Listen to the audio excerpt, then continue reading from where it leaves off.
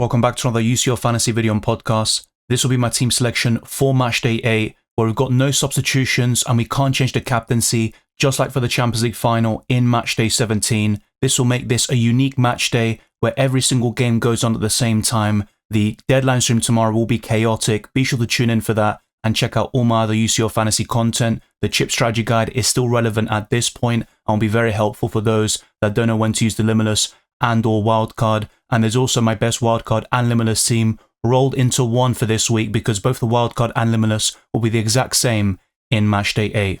Smash the like button and subscribe if you're new. If you enjoy my content, I promise to get this to the 200 likes and to keep on pushing towards new goals like 32,000 subscribers. Check all the links in the description below for the UCL Fantasy League, which you can also see on screen, the Discord server, my Blue Sky, X, Instagram, and much more. There's also my Spotify and also the Patreon and the championships. Thank you to those that have signed up and support the channel even further. The same goes for Super Chatters as well. Without further ado, let's jump straight into it. It has been a while since we've seen such a quick turnaround in UCL Fantasy, as the Matchday 7 games were only last week. So I'll talk about my review for Matchday 7 before delving into my transfer plans for Matchday 8, where I've got 2 free transfers and the wildcard available. Alisson between the sticks failed to keep a clean sheet against the Lille side, who went down to 10 men. Jonathan David, who I sold in Matchday 7, scored the equaliser, but Liverpool preserved their 100% win record in the Champions League, and they can afford to rotate against PSV away from home, so I would not be surprised if Alisson was on the bench in Matchday 8. As for my defenders, they weren't much better. In fact, they all blanked. Raul Asensio, one of my new signings in Matchday 7, failed to keep a clean sheet. Kim Min-jae got a few ball recovery points, but Bayern Munich were comprehensively beaten by Feyenoord. Despite the fact that Bayern Munich had 10 big chances themselves, Grimaldo failed to keep a clean sheet and got 3 points against an Atletico Madrid side who went down to 10 men, and my other defender, Boskagli, failed to keep a clean sheet because his side went down to 10 with a red card late on in the second half, and they conceded twice. So that was very disappointing as well, and ultimately, it's probably the worst showing I've had from my 4 defenders and goalkeeper for the entire season. My midfield was slightly better though. Salah as my captain got 22 points, Rafinha with 16 with that dramatic late winner against Benfica. Joshua Kimmich though didn't really do anything, and he has been slightly disappointing. He is a budget midfielder after all, but you can definitely find better value and a higher ceiling from others elsewhere. I don't think Joshua Kimmich is a bad option, and if Bayern Munich can go far in this competition, I think he'll tick along nicely, but I just don't think Joshua Kimmich is one of my favourite players in the midfield as he would have been in pre-season. As for the forwards, it was slightly better. I got some goals from the likes of Mbappe and Erling Haaland, but both of them were quite underwhelming in the grand scheme of things as well, because it was Vinicius Jr. who stole the show. He got that early booking, which means he's suspended for Matchday 8, but he still was able to outscore Mbappe quite comfortably with 2 late goals, and Mbappe has done so much in La Liga and across all competitions. He scored a hat-trick over the weekend, but he hasn't been able to translate that into the Champions League so far, and he's only been getting 5 or 6 pointers at most. I need to see a little bit more from him in the Champions League, but with Vinicius now out of the equation, there's no doubt that Mbappe will be very popular for the final match day of the league phase. Erling Haaland scored against PSG, but the French outfit were able to make a comeback. It was a very impressive performance by the Parisians, and Man City have been doing quite well in the Premier League. They're unbeaten in quite a while now, but in the Champions League, they're still showing their frailties and they're conceding goals in virtually every single game. But it was Alvarez who stole the show up front. He led that Atletico Madrid side, who got the red card, to a famous victory over Bayer Leverkusen with a brace. And if it wasn't for Alvarez, Salah's my captain, and Rafinha, it would have been a red arrow for me, but instead, I got a very small green. As for my bench, only Di Gregorio was able to keep a clean sheet and get some points on the board. The rest, which includes Gittins, Wirtz and Kubarsi, all blank. So a very disappointing showing from all of my defenders and the vast majority of my midfielders too, and Alisson in goal. So going for Di Gregorio on my bench was a bit frustrating, but it is what it is. As for my matchday points and the rank, I got 80 for matchday 7, and my rank went up by 2,000 places at most. It's now 36k. Not great. It's not where I want to be, but it isn't the worst in the world, and there is a foundation there to build upon if I can end strongly this league phase in matchday 8 and then go towards the knockout playoff rounds in matchdays 9 and 10, where we get unlimited transfers for matchday 9, and then once again in matchday 11 for the round of 16 and beyond. But let's now delve into my transfer plans for matchday 8, and I'm looking at bolstering my defensive line, which isn't exactly what you want to do with your transfers normally, but selling Boskagli to Frimpong looks really enticing, and I could have a double up in Bayer Leverkusen defensively against Sparta Prague at home, going for both of their wing-backs with a lot of attacking potential, and both Frimpong and Grimaldo were benched over the weekend, and I'd be surprised if their minutes were managed in the Champions League. I'd expect Bayer Leverkusen to go strong, and they can get a very big victory, keep a clean sheet, the wing-backs can get ball recovery points, and maybe an attack and return to boot, so their ceiling is extremely high compared to most defenders. I think the likes of Dumfries and Gavardio are also in that conversation, and they're also crossing my mind, which I'll talk about towards the end with some alternative transfer plans as well. But another move I'm looking to make is in the midfield. I don't think Mohamed Salah will start against PSV, and if that's the case, we get all the lineups, of course, during the deadline stream. I'll be looking to sell him to a midfielder like Bellingham or Musiala, who is my current preference because I've got no Bayern Munich attackers at the moment. You could technically say Joshua Kimmich, but I don't really see him that way. He's just a budget midfielder who can get the odd ball recovery point, and I do think his attacking contributions have declined over the last couple of years. So Musiala would be the standout. At least there's another one to consider from that Bayern Munich midfield, but I think the German playmaker has really stepped up with the goal contributions this year compared to the previous seasons. He's one of the best dribblers and controllers of the ball in world football, and in UCL Fantasy, I think he's becoming more of an appealing option as he plays even more matches and gets that experience under his belt. If Mohamed Salah isn't benched, of course, I'd be looking to keep him and use my other transfer on another defender perhaps, or maybe elsewhere in the midfield or forward line, but that would be a luxury, especially with a forward line of Haaland, Alvarez and Kylian Mbappe. So let's actually talk about my Matchday 8 team selection with those provisional transfer plans.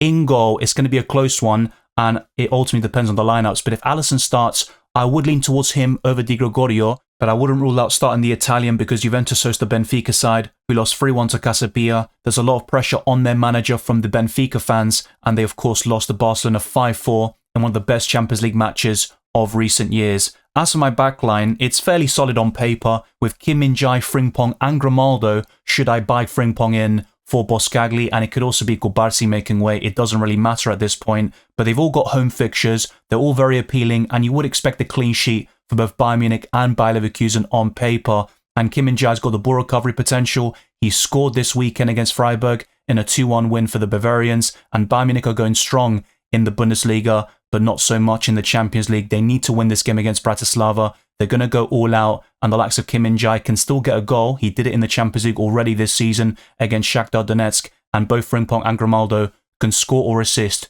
in any given game. My midfield also looks pretty decent on paper, with Rafinha, Musiala, Gittins and Florian Wirtz. Should I buy Musiala in the midfield? And if not, I'll be looking at the likes of Jude Bellingham, or if Salah starts the game against PSV, he'll remain in my side and I can focus my other transfer elsewhere, and maybe I don't need to use the wildcard in the end. Let me know your thoughts down the comment section below, but there's a lot of good home games there.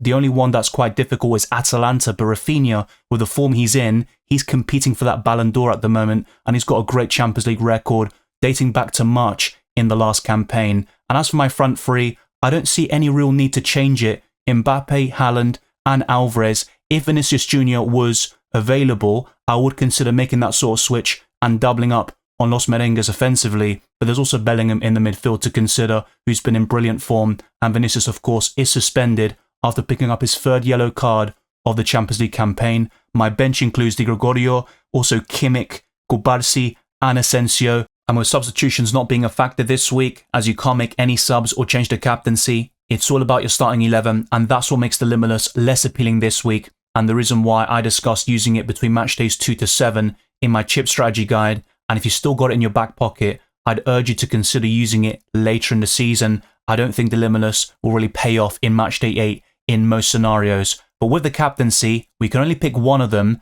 and I'm currently leaning towards Florian Wirtz, which I also highlighted in my recent UCL Fantasy video, but I could feasibly go for any of my free forwards. Mbappe, Haaland or Alvarez, Rafinha, Musiala and even Gittins are decent shouts, and don't rule out the likes of Frimpong or Grimaldo. If you wanted to captain a defender, I wouldn't be completely against it, but with all 18 matches happening at the same time, it's going to be a lot of variance and different captains swinging about, and ultimately very fine margins, I think, between some of the most popular options and also some under the radar picks who can really come up trumps, even if they're less expensive than others. But Wirtz is the one I'm currently looking at, and this could easily change by the deadline stream, and the lineups will be very telling. Once we cover all of them in the deadline stream, I'll be locking in my team, making those transfers, or perhaps using the wildcard if I decide that my final 11 with players who are actually going to start the game, they're not actually that strong, and I want to bolster it with the wildcard chip. That could certainly work out well. And you've got multiple transfers to use later in the competition. In fact, for the knockout stages, you get even more free transfers compared to the group stages, which I covered in my chip strategy guide as well. But with the limitless chip, match days 2 to 7 was always the best time to use it in my opinion, but there will still be opportunities later in the competition. I wouldn't advise using it though in match day 8. If you have any feedback about the new graphics or the new kind of layout, maybe being more concise or just having those shorter, snappier segments for the team selection videos, let me know down in the comment section below. But these are my alternative transfer plans where I could buy Phil Foden, who is another midfielder I actually haven't discussed in this video compared to Bellingham or Musiala, and they would take the place of Salah if he's benched during that deadline stream, covering all the lineups. And defensively, Dumfries is still right up there, despite facing a Monaco side who are fairly decent. They're no mugs, of course, but Inter Milan arguably have the best defense in Europe. They won 4-0 and got Inzaghi's 200th win as an Inter Milan manager, and Dumfries scored in that game, and he had a goal disallowed back in match day 7. His ceiling is extremely high, so that's another defender I'm looking at. Gavardia will be another, and the likes of Bellingham, of course, in the midfield is also another prime candidate to replace Salah if needed. But if Salah does start, let's say, in the unlikely scenario, who would you buy instead? Would you keep Salah and then focus your transfer on another midfielder,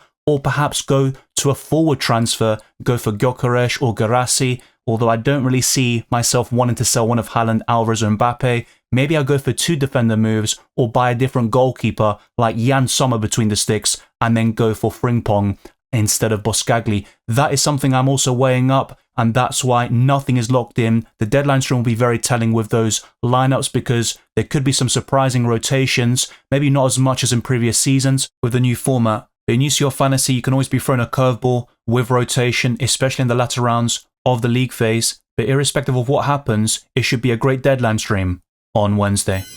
That wraps up another UCL Fantasy team selection video, this time at match day 8, which is going to be very unique compared to all the others, except maybe match day 17 you could say, but having 18 matches at the same time with all those lineups is going to be chaotic and something unprecedented in UCL Fantasy, so expect a lot of repeat questions, maybe a lot of dilemmas and similar circumstances during the deadline stream, but that will all be covered. Everything you need to know for match day 8 is pretty much ticked off by watching this video, the chip strategy guide, the best wildcard and limitless team, and also that deadline stream on Wednesday. Be sure not to miss it by smashing the like button of this video and subscribing to the channel, hitting that notification bell in the process, and also check out all the links in the description below for my X, Instagram, Blue Sky, the Discord server, UCL Fantasy League, and Spotify.